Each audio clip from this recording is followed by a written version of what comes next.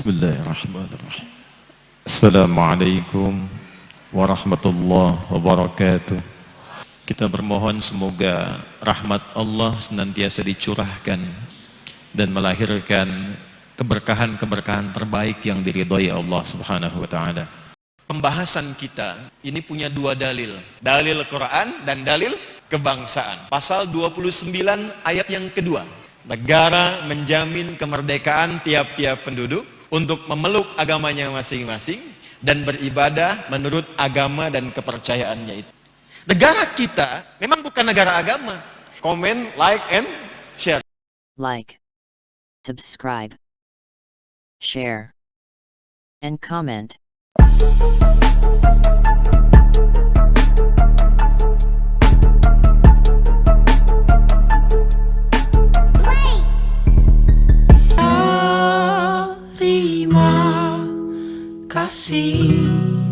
Sepanjang kalian beriman, jangan pernah gunakan lisannya untuk yang tidak bermanfaat. Jangan mencela.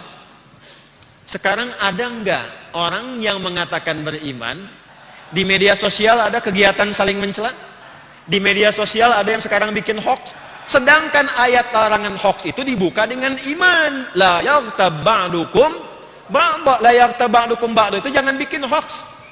Dan sekarang kita temukan itu. Nah, ternyata hoax yang banyak diproduksi, bahkan diternak sekarang ini, kegiatan-kegiatan yang tidak produktif, saling mencela, saling menjatuhkan, saling memberikan gelar, saling menjelek-jelekan, konten-konten yang tidak bermanfaat, itu ternyata cukup dientaskan dengan satu kata saja, iman. Spirit menjalani nilai-nilai kebangsaannya, itu spirit beragama. Karena itu ketika negara ini menyusun ideologi pertamanya dengan Pancasila itu, sila pertamanya ketuhanan yang Maha Esa. Jadi keadilan sosial sila yang kelima itu nggak mungkin terwujud kalau nggak ada pondasi yang pertama. Bahkan disadari betul, dari dulu kita itu ingin merdeka. Keinginan luhurnya tinggi.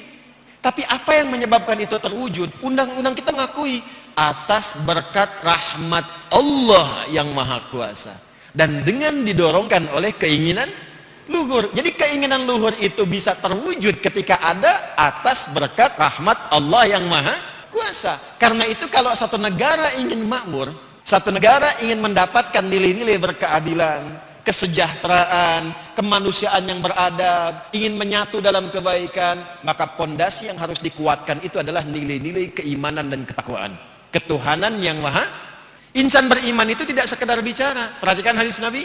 Man kana yu'minu, iman dulu, billahi wal yaumil akhiri falyaqul khairan au.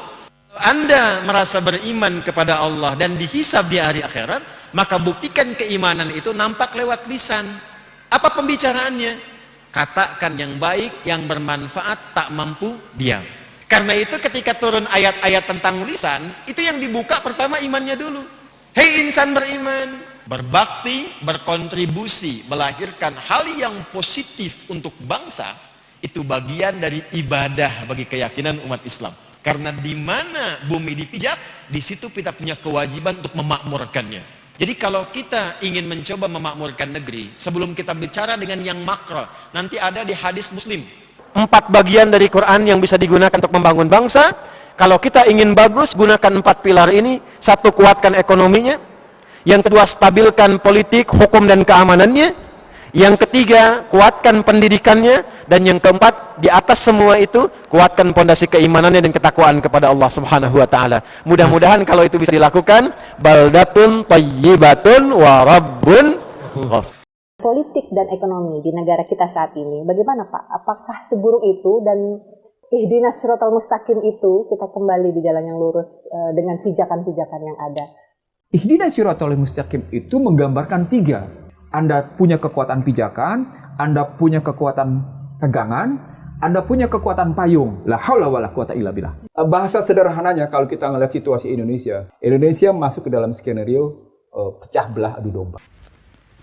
Kita orang mewakili rakyat Indonesia Timur, sing setuju dan menolak Jakarta Charter jika di dalamnya tertulis kata-kata dengan kewajiban menjalankan syariat Islam bagi pemeluk-pemeluknya maka kitorang akan memisahkan diri dari negara Indonesia yang baru. Kitorang bisa merdeka sendiri toh.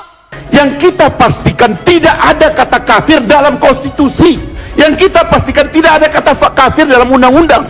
Karena itu terminologi dalam agama. Ini perdebatan tentang hukum Islam itu apa, itu kadang-kala orang tidak ngerti. Saya khawatir itu tidak ngerti bedanya syariah, hukum, fikih, konon dan sebagainya. Itu di dalam ilmu hukum itu beda-beda. Nah, yang Anda katakan tadi kan seperti apa, menyulap orang itu untuk percaya pada hal yang seperti itu. Penafsiran seperti itu bukan hanya bertentangan dengan gramatiknya, tetapi juga bertentangan dengan fakta historisnya. Arti ketuhanan yang Maha Esa itu hanya Allah Subhanahu wa Ta'ala. Itu bukan arti Pancasila, itu kata Ki Bagus Hadikusumo. Ki Bagus Hadikusumo itu mengatakan bagi orang Islam ketuhanan yang Maha Esa itu tauhid. Nah, artinya apa? Bagi orang yang tidak Islam silahkan Tuhannya sendiri. Jadi tidak ada keharusan dengan kata ketuhanan yang Maha Esa yang bersumber dari Piagam Jakarta sebelumnya itu lalu mau dikatakan bahwa negara Indonesia harus berdasar hukum Islam.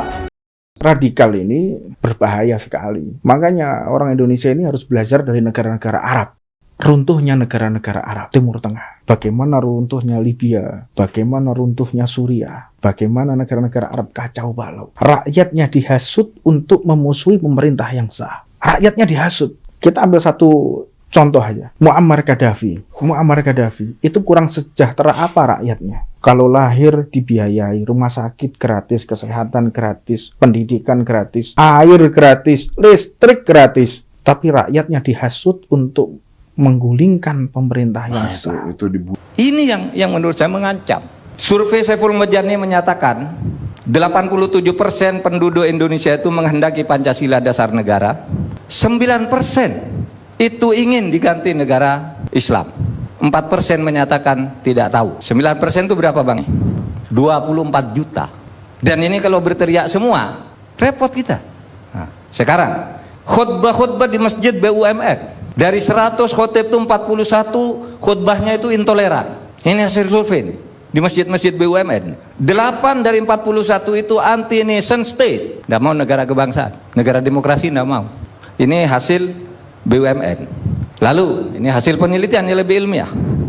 Gerakan Islam Syariah yang ingin mengganti negara Pancasila dengan negara agama itu ada 3. Hasil penelitian Haidar Nasir dalam disertasinya di UGM. Saya ikut menguji pada waktu itu, ya, disertasinya bisa dibaca nanti. Apa itu Tahrir Indonesia? Ingin mengganti negara Pancasila dengan negara khilafah. Kedua, Majelis Mujahidin Indonesia ingin memberlakukan semua hukum di Indonesia adalah hukum Islam meskipun negaranya negara Pancasila. Dia tidak mungkin mengganti nama Pancasila, tapi hukumnya harus hukum Islam. Majelis Mujahidin. Yang ketiga, KPPSI. Komite Persiapan Pemberlakuan Syariat Islam di Sulawesi Selatan. Targetnya adalah karena tidak mungkin mengganti negara dengan khilafah dalam waktu pendek, karena tidak mungkin memberlakukan hukum Islam secara nasional, maka KPPSI menyatakan semua daerah yang umat Islamnya menang di DPRD supaya membuat perda syariah. Apa ini bukan tindakan radikal? Apa betul itu radikal karena radikal? Tidak juga. Betul mungkin karena ketidakadilan. Mungkin karena kita tidak beresan, tapi kan itu bukan soal Pancasila, itu soal manajemen pemerintahan. Saya juga sering berteriak, orang itu berteriak ikut gerakan radikal itu sebagian besar hanya ingin protes karena merasa tidak ada keadilan di negeri ini, bukan karena radikal benar. Yang radikal berapa orang nih dari jumlah ini. Nah, ini semua data nih, berbasis data ilmiah kalau mau bicara ilmu. Hizbut Tahrir Indonesia itu sudah hasil penelitian dan itu fakta. Tahun 2003 saya nulis buku, judulnya Setahun Bersama Gus Dur, ada satu chapter di situ. Judulnya Paham Kenegaraan Menurut Saya. Ini bicara negara Pancasila.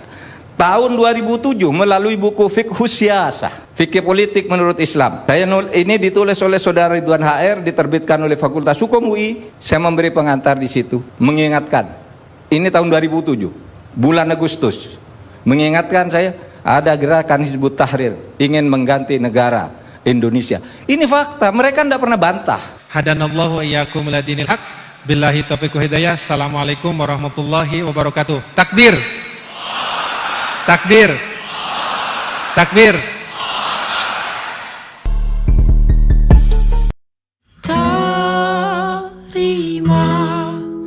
kasih.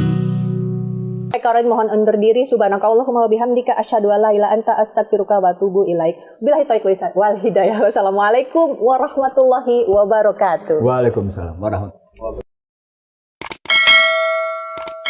Terima kasih. Wassalamualaikum warahmatullahi wabarakatuh.